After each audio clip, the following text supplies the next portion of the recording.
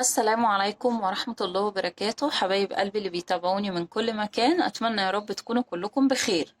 يا ليت لو أول مرة تشوفوني تنزلوا تحت بسرعة، تشتركوا في القناة وتفعلوا الجرس على الكل عشان يوصل لكم كل جديد. ولو شفتوا إن محتوى القناة مناسب وبيقدم حاجة مفيدة، يا ريت تضغطوا لنا لايك. النهاردة كنت حابة برضو أتكلم عن حاجة تاني خاصة بولادنا. هنفضل مرارا وتكرارا نتكلم عن كل حاجة خاصة بولادنا، لأن هم دول بمعنى أصح حياة كل حد فيكم. تمام. طيب، أنا قعدت أسأل نفسي ليه جرائم القتل، شايفة جرائم القتل بتزيد جدا. شايفة الناس اتغيرت عن زمان. شايفة الشباب ما بقاش قريب خالص من ربنا. يعني شباب كتير إلا من رحم ربي طبعا. آه، بقوا منساقين قوي ورا الترندات، ويعني أكتر من يعني بيت ربنا دخل يغني فيه عشان يعمل ترند. عشان كده هفضل أقول لكم ما تزهقوش من كلامي وما تملوش من كلامي. عرفوا ولادكم الحرام والحلال، لأن الحرام والحلال ده اللي هتعرفوا له من سن 3 و4 سنين هيفضل معاه لحد ما هيبقى راجل كبير. انت كل اللي بترسخيه جواه وهو طفل صغير هو ده اللي بينفعه ما بيكبر. عرفيه الخوف من ربنا، عرفيه الفرق بين الصح والغلط، عرفيه ان هو دايما يبقى راضي باللي معاه، ما يبصش ولا ينساه ورا اي حد.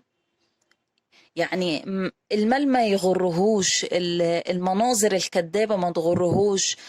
عرفيه ان دايما مهما كان مستوانا ومهما كانت امكانياتنا المحدودة اللي على قدنا، عرفيه ان ربنا مدي كل واحد ال 24 ايراد بتوعه كاملين. ما تخلوش طبعا الكلام ده من صغره لحد الكلية وبعد الكلية كمان. عرفيه ان هو اما يجي يصاحب يختار الصحبة الصالحة، الصاحب الشاطر الممتاز المؤدب المحترم، مش الصاحب بقى اللي ينسقه في سكة المخدرات وينسقه في سكة المال والشهرة، وانا بجيب وانا بعمل وانا بسوي وانا بخلي وانا بروح وانا بجيب وانا بودي. خلاص بقى ابنك من جوه مضغوط مش قادر، عايز يقلد صاحبه اللي هو معاه، اللي هو الغني، اللي هو عامل بقى ان هي دي يعني دايما صاحب السوق او اللي مش كويس بيبقى عامل بقى ان هي قمة الرجولة عنده بقى، ويفرض عضلاته ان هو يبين نفسه ان هو بيشرب مخدرات، ان هو بيمشي مع بنات، ان هو بيعمل وبيسوي وبيخلي ومبهدل الدنيا. يفضل ماسك مين بقى؟ يفضل ماسك المحترم. ما هو عارف ان ده احسن منه، عارف ان ده معهوش ولكن افضل منه، عارف ان ده امكانياته على قدها ولكن اشطر منه وممتاز اكتر منه، مفيش اساسا وجه مقارنة. يبتدي يقرب منه. ليه بقى؟ يبتدي اول حاجة يبتدوها بتنمر. ايه ده مش عارفة ايه، ايه ده انت لسه ماما مش عارفة ايه. فاهمين انتوا الطريقة دي؟ اللي هو يحسسوا اللي قدامهم ان انت لسه طفل صغير. ايه ده احنا رجالة بقى واحنا بنعمله وبنسوي وبنخله. فاهميني؟ يبتدي خلاص بقى اول حاجة مش عايزك تسأليه رايح فين جاي منين بتعمل ايه بتسوي ايه، لا مش عايز كده. خلاص بقى هيبتدي صوته يعلى عليكي، هيبتدي عايز يقلد كل حاجة بتتعمل قدامه عشان يثبت لنفسه أولا ويثبت لأصحابه إن هو راجل. ودي هي وهو ده التنمر اللي بيؤدي لحاجات كتير، وكلنا فاهمين زي ما بنشوفه دلوقتي في أيامنا دي أسباب القتل المنتشرة وأسباب الجرائم اللي بتحصل. كل ده أوله تنمر وصحبة سوء ومخدرات. عشان كده بقولك امسكي طفلك من سن صغير، أسسيه صح. التأسيس مش اللي هو تعليم ودروس ومدرسة ورايحين المدرسة وجايين من المدرسة ودرس وبس كده، لا. التأسيس انت بتكوني شخصيته، انت بتنمي مهاراته، انت بتجمعي له أفكاره اللي هو متلخبط، بتلمها له. وطبعا بتفهمي يعني الطفل على حسب عمره، او على حسب مرحل، يعني اللي هيعرف يستوعبه منك. تمام.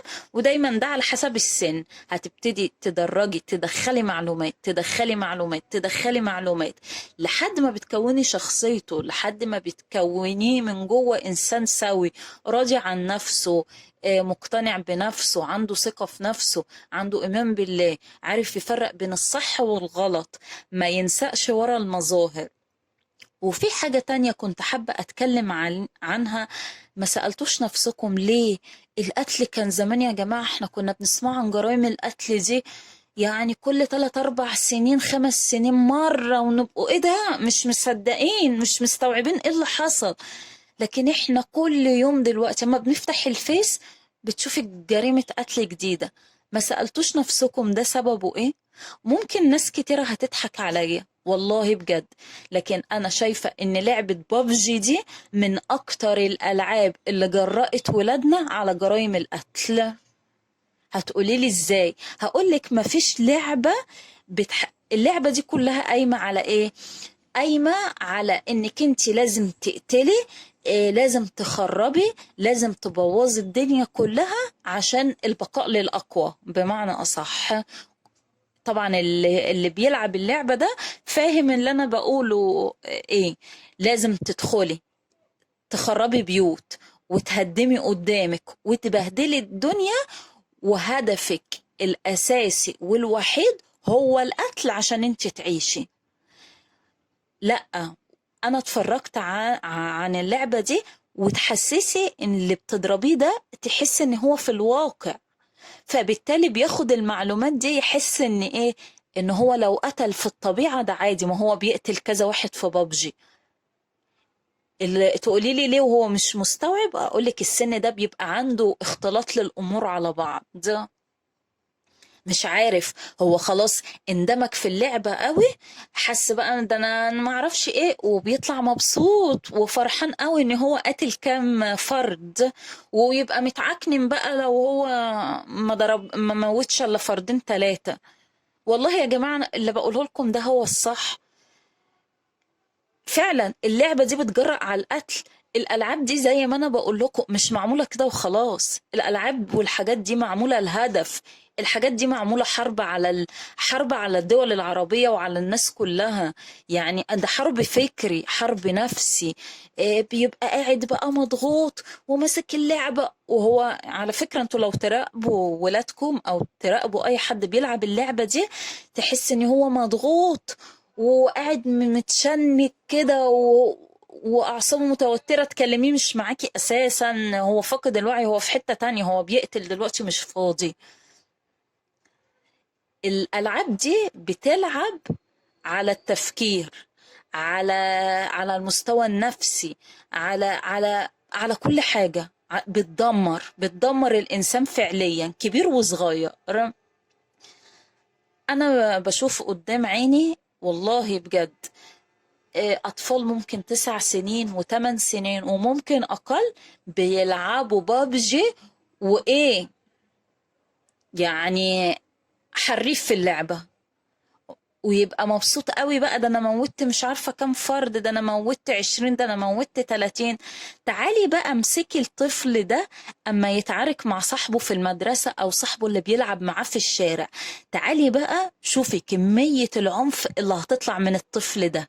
ليه بقى؟ هو خلاص هو عمل ان هو بيموت، هو ده خلاص بقى كده بقى حاجة كبيرة قوي، قادر يعمل كل حاجة. تمام. عشان كده بقول لكم خدوا بالكم من الألعاب دي. الألعاب دي بقول لكم تفكيرنا زمان غير تفكيرنا دلوقت، مش كل حاجة هتقوليها لأولادك هيستوعبوها. مش كل حاجة هيعملوها وحاضر كله مطاع. لا، بقولك الزمن غير الزمن، الأيام غير الأيام. الألعاب والفكر اللي داخل عليهم الله يكون في عونهم صراحة منه. لازم ناخد بالنا من ولادنا.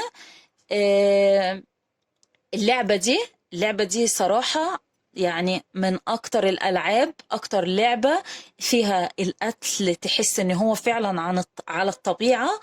آه، فيها كمية حاجات كده بيحاولوا يدخلوها مش مظبوطة خالص. حتى اللي عارف كلامي ده أو متابع هيعرف إن اللعبة دي كان فيها إيه. يعني أنا هقولها لكم بالعامية كده عشان تفهموها. إن يعني خلاص بقى الإنسان لما بينزف فيها دم ومحتاج بقى يعيش وكده، لازم كده في حاجة زي التمثال يسجد تحتها، يجيب من تحتها زرع وياكله عشان يعيش.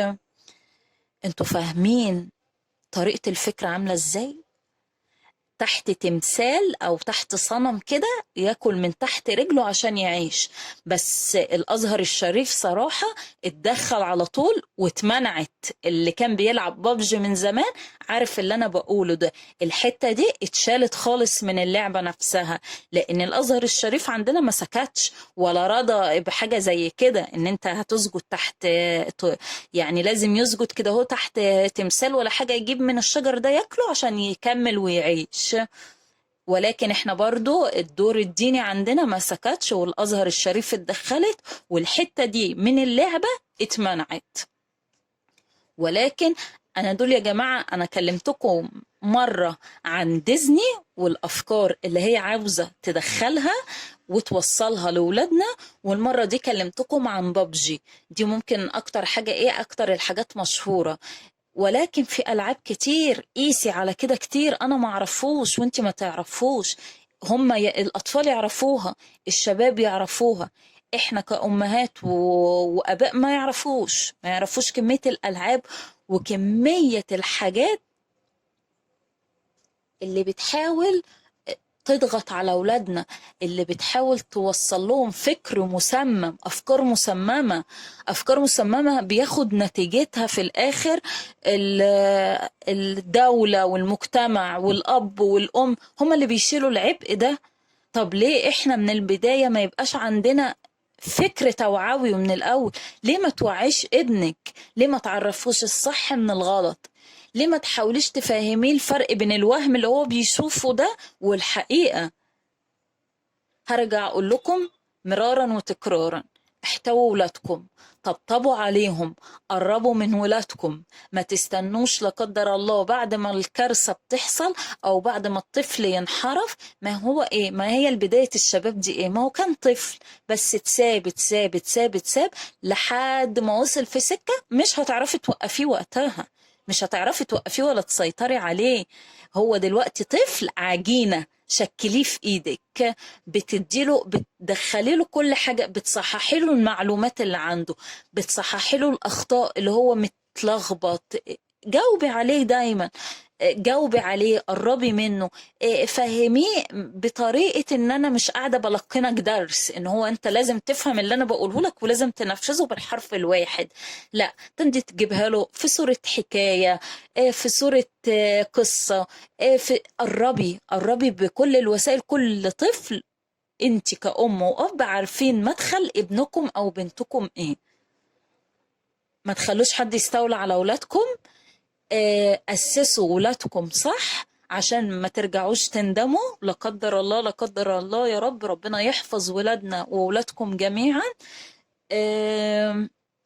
يا رب أكون ضيفة خفيفة على قلبكم، أكون عرفت أفيدكم ولو بمعلومة صغيرة. يا ريت تشيروا الفيديو لحبايبكم عشان الكل يستفاد. اللي مش أخد باله ما تقوليش ده مجرد مشاهدة وخلاص، ده مجرد ده لعبة وخلاص بيفك بيها عن نفسه. لا يا ماما، لا يا حبيبتي، مش مجرد لعبة وخلاص، دي مش مجرد ألعاب وخلاص، ده مجرد فكر مسمم بيحاولوا يدخلوهن في صورة ألعاب، مش ترفيه أبدا. عمر ما لعبة كلها قتل وكلها خراب وكلها تدمير تبقى ترفيه. دي ملهاش صلة أساسا بالترفيه. طب هو بيقوم من بعدها عامل إزاي؟ بيقوم مشدود ومتعصب ومتشنك كده ومش طايق نفسه. بتلعب على الفكر، بتلعب على الدماغ، بتلعب على النفسية، بتلعب على كل حاجة في دماغ ولادنا. يا ريت تخلي بالكم من ولادكم، يا ريت أكون عرفت أفيدكم ولو بمعلومة صغيرة. مش حابة أطول عليكم أكتر من كده، ولكن يا رب أكون سبب في توعية أم أو أب، حتى لو بكلمة صغيرة كانش أخد باله منها. أنا هدفي من القناة دي كلنا بنفكر بعض، كلنا بنذكر بعض.